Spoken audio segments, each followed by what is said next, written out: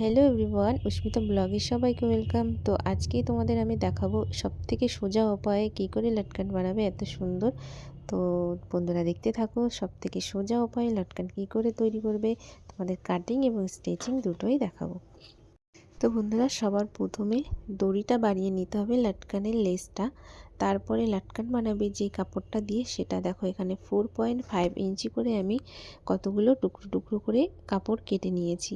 তো এখন এই কাপড়টাকে সোজাভাবে ফোল্ড করতে হবে নিমকি শেপে। তার মাঝখানে এই দেখো কাপড়টা এইভাবে দিয়েই একদম উপর থেকে একদম নিচে পর্যন্ত সেলাইটা দিয়ে নিচে একটু 1/2 ইঞ্চ মতন ফোল্ড করে সেলাই দিয়ে দিতে হবে।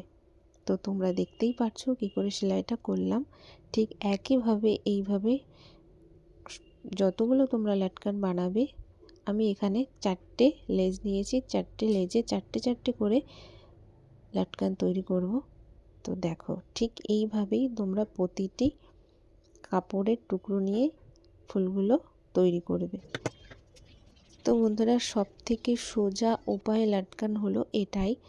তো দেখো নেক্সট যেই লটকানটা তৈরি করব, সেকেন্ড লটকানটা দেখো তার থেকে 2 থেকে 3 ইঞ্চ মাঝখানে গ্যাপ দিয়েছি। তারপরে ঠিক একইভাবে পরের লটকানটা এইভাবে সেলাই করে ফোল্ড করে দিতে হবে।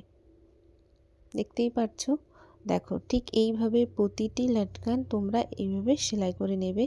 তোমরা যত বেশি এইভাবে লটকান দেবে তত বেশি ভালো লাগবে। তোমাদের ইচ্ছা অনুযায়ী তোমরা এইভাবে লটকান তৈরি করে নিতে পারো। তো এখানে আমি 4টে লেস নিয়েছি, 4টেই পুরো 4টে 4টে করে লটকান তৈরি করব।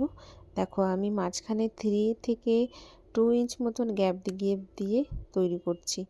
তো বন্ধুরা তোমরা যদি সেলাই ইন্টারেস্টিং হয়ে থাকো তাহলে চ্যানেলটি সাবস্ক্রাইব করে পাশে থেকো। আমি কিন্তু মেয়েদের সমস্ত ধরনের ড্রেস তৈরি করি।